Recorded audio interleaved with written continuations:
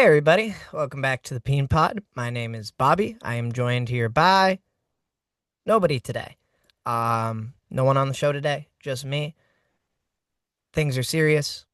Not as many goofs or laughs in today's episode because we are down to business. Week 13 just ended. I hope everyone had a lovely Thanksgiving. But it is time to talk postseason penis league. And for me, it kind of feels like the postseason starts this week because this is when we start to go at it. So I'm going to go ahead. I'm going to try something new. I'm going to share my screen here on the Yahoo app. And we're going to just go ahead and go through each matchup. So this is the order that I wrote them. Starting right off, Bigger Fella beats Justin Tucker's Masseuses, or I guess Please for the Love of God, 117.68 to 82.4. This is back-to-back postseason Dave after winning the Bug Bowl in 2023. Drake May with 20 last night, and RJ Harvey had 19. Justin was unable to pull off an 80-point win, unfortunately, this time. And now his first round bye is on the line. We will be talking about that shortly. But I hope everyone can kind of see what went down. I'm trying this because I think it's kind of fun to just actually see everything on the screen, especially since I know people watch this, don't just listen to it. Tyron Tracy got banged up last night. Hope he's okay. And yeah, overall, Justin falls to Bigger Fella. And moving on. Okay, so Bugzilla beats Bears Are Dumb.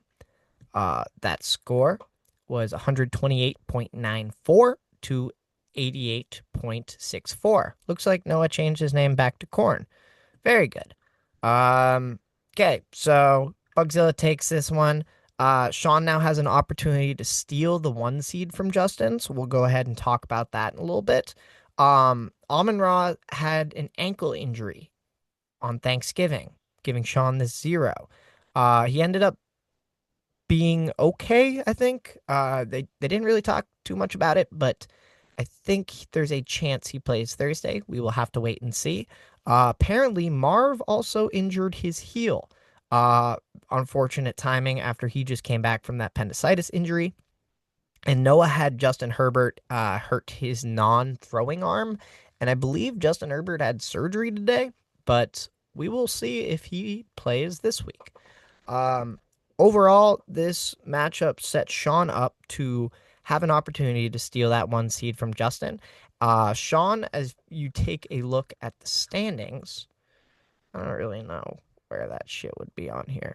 So if you take a look at the standings, Sean's clinched a postseason berth, but now being at 9-4 and Justin playing next week, Justin could fall to 10-4. Sean could improve to 10-4, and he could actually take that first round bye. Yanni is now locked into his first round bye. Congratulations. But yeah, moving on. We're going to go ahead and get into 52 Bamba versus Anti-Fudge. This was a game with a lot of playoff implications. If 52 Bamba loses this game, it's over for him. The season's done. Anti-Fudge could not pull off the W as it was just narrowly decided by less than 3 points. JMO had a big game because of the Amon-Ra injury that we just talked about, and Derrick Henry helped to keep 52 Bamba alive. Nate is now in a position to knock either myself or Nikki out of postseason contention. We'll talk about that in a bit, but as you can see, Ramondre and Wandale were able to just barely get it done, and they are able to beat Anti-Fudge for 52 Bamba. Yeah, huge game from JMO. Lamar had another stinky, and yeah, Nate, you're still in the conversation. We're going to talk about what you need to do to get into the postseason shortly. And yeah, moving on. Another loss for Kevin. Okay, next up, I got Roto Trade Fudge beating Unk. Another game with very, very big playoff implications. Yanni puts up 156 despite JSN only scoring 3. This team's very good. Kind of talked about it all season. There's not really much more to say. This team's fucking good. Good job, Yanni. And Fudge has clinched the number one overall seed, which makes him just 2 wins away from a penis title. So congratulations to Fudge on that. Unk fails to capitalize on this crazy game by Seattle, where their defense put up 30 points, 4 interceptions, a return touchdown, and did not allow a point to Minnesota. I don't even remember what JJ's backup, his name was, the kid who was playing quarterback, but that kid was fucking horrible. And unfortunately, Unk couldn't really get a ton started in the rest of his lineup, and he ends up falling to Yanni this week. So that makes Unk 6-7, just like Nikki, just like Nate, 6-7, and just like myself. This basically means that Nick could have clinched by winning this game, but unfortunately he did not. So if we go ahead and look at the standings now, Unk is at 6-7 in fifth. I'm at 6-7 in sixth, and in seventh is 52 Bamba at 6-7. Okay, moving on. So as you can see, big game, a lot of playoff implications. Very good. All right. Lil Danny Pumpkins beats Bear, putting him back to his rightful home in the Week 14 dogfight. I lost to Dan this week. Whole team kind of shit the bed, and I'm back in the Week 14 playoff game. Fucking sucks 4 years in a row. I wrote in my notes that you're putting like the most mentally unstable guy in the most tumultuous situation every single year. Makes for some good content. Dak had 21 points on Thanksgiving for Dan. AJ Brown on the Black Friday game put up 30.2, which was the only player in Dan's lineup to break double digits besides his quarterback. So AJ Brown, big hero for Lil Danny Pumpkins this week. He had 132 receiving yards, 2 touchdowns on 10 receptions. And as for Bear, couldn't really get a lot going this week. Yeah, just a slow week from the whole squad. Special teams combined for 2, and bad time to have a sub 90-point week, because with a win here, we would have punched our ticket to the dance. Could have done that last week also, but alas, destiny is to be in that godforsaken game where bad things happen in Week 14. Okay.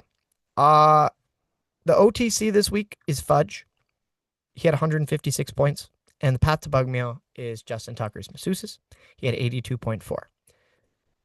We don't need to talk a ton about the OTC and the path to bug meal, because that's not why everyone is watching today. We are watching because shit just got very juicy with these playoff implications. I'm going to go ahead and not share this screen. I'm going to share a different screen. So I'm going to bring you guys to the good stuff. And you're now seeing, let me make sure that fucking works. Okay. So these are the postseason implications and the scenarios. So the teams mentioned will clinch a postseason berth if any of the following scenarios occurred. This is all for Week 14. Shit's getting tight. Onk will clinch if he beats Anti-Fudge. That's it. That's the only thing he needs to do to completely lock up a spot. He could also lock up a spot if 52 Bamba if 52 Bamba loses to Bugzilla. And he could also lock in a spot in this strange scenario where if Unk lost to Anti-Fudge, I lost to Corn, and Bamba won, and Unk maintained the 21.4 point advantage over Bear. Those are the points that separate Nikki and I in the standings, and as we're both at 6-7. And yeah, moving on, Bear kind of has the inverse. So if Bear beats Corn, he locks in his spot. If Bamba loses to Bugzilla, he locks in his spot. So if Bamba loses that game, Bear and Unk are going to the postseason regardless.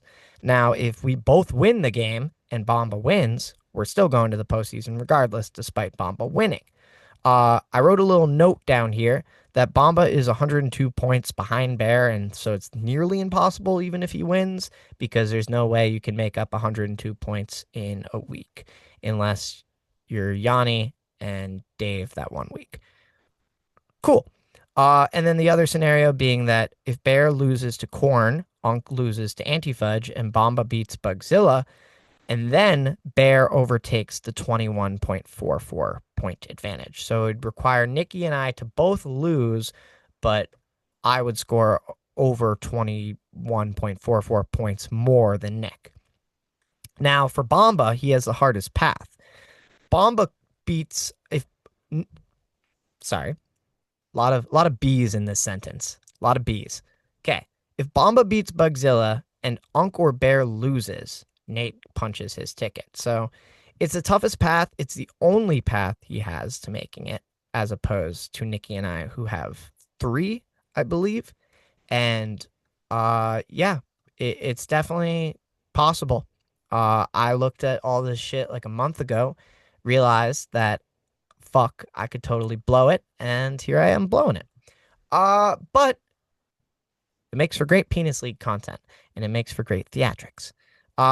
Waiver wire pickup of the week. I picked your girl up from work and brought her to my crib. Jot that down. And then the Peen Pod's match of the week is all this. All this. A lot of shit. These 3 games are very important. So I'm going to go ahead and try and fucking share my other screen now. Okay.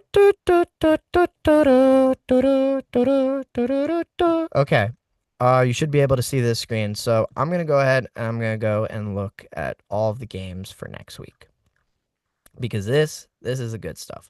First, I'll start off actually by just showing the standings. So yeah, you can see we're all 6 and 7. And Nick leads that point advantage by 21.44, and then Nate is behind about 102. And yeah, Dan, Anti-Fudge, Corn have all been eliminated. These guys, Fudge, Justin, Sean, Shane, you guys have all clinched. So if we look at the week 14 matchups, like we said, I'll be playing Corn, 52 Bomba's playing Bugzilla, and Unk's playing Anti-Fudge.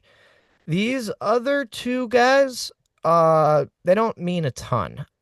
Bigger Fella versus Lil Danny Pumpkins. This is the Peen Pod irrelevant matchup of the week. Nothing that cool can really happen. I mean, Bigger Fella could get a better seed in the postseason, I believe. But that's about it.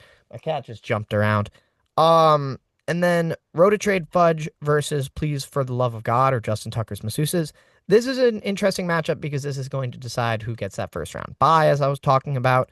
If Sean can pull off a W over Nate, that not only will put myself and Nick in the postseason, knocking Nate out, but it will also give himself the 1 seed if Justin were to lose, because Sean would overtake that point advantage, as he has about 150 or whatever that it says. Yeah, 150 more points than Justin.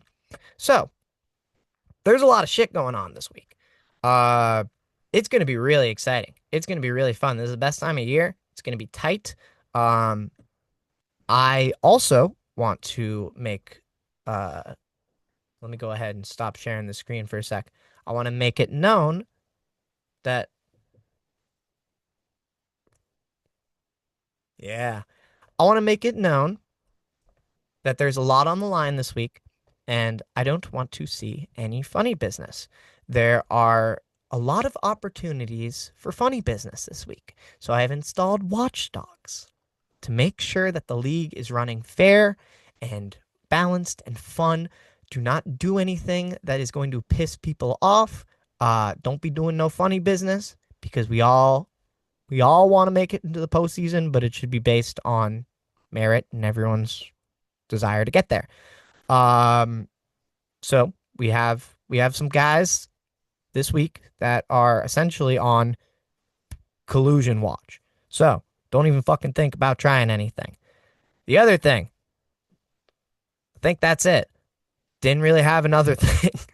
But yeah, please don't Please don't collude or anything. That's Bush League. Just may the best man win. Everyone go out there, fucking have a good time. Um, yeah, it's gonna be very exciting. Thursday Night Football. We got the Cowboys versus fucking the Cowboys. The Lions. It's gonna be a really good game. A lot of fantasy relevant players in that. And yeah, I trust you all. I love you. I'm excited to see what happens. And I haven't said it on the pod, I think, once, but this penis, this penis, this penis. Good luck, everybody. I wish you all the best. Everyone, may God have mercy on your soul. May God have mercy on your soul. I hope you do really, really well. I hope you do really, really well. I don't know. I don't actually think any of you are going to cheat. I love you. I love you. Okay, everyone, have a good day. Bye.